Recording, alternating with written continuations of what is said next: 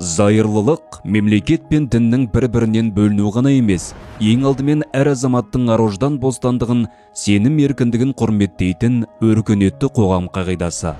Зайырлы мемлекетте халықтың діни сенімі немесе сенімсіздігі өзінің жеке таңдау болып саналады, ал мемлекет дін ұстануда барлық азаматқа тең мүмкіндік ұсынады.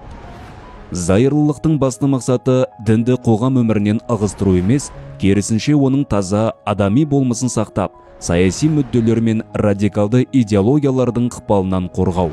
Осы арқылы мемлекет қоғамдық келісімді, құқық үстемдігін және адам құқықтарын қамтамасыз етеді. Қазақстанның зайырлық моделі тарихи тәжірибе мен қазіргі заман талаптарының үйлесімі. Қазақ халқы ежелден түрлі сенім иелеріне құрметпен қараған, ал тәуелсіздік алғаннан кейін бұл қағидат құқықтық тұрғыдан бекіп, мемлекет дамуының негізіне айналды. Бүгінде зайырлығымыз конфессияаралық татулықтың, тұрақтылық пен бейбіт өмірдің кепілі.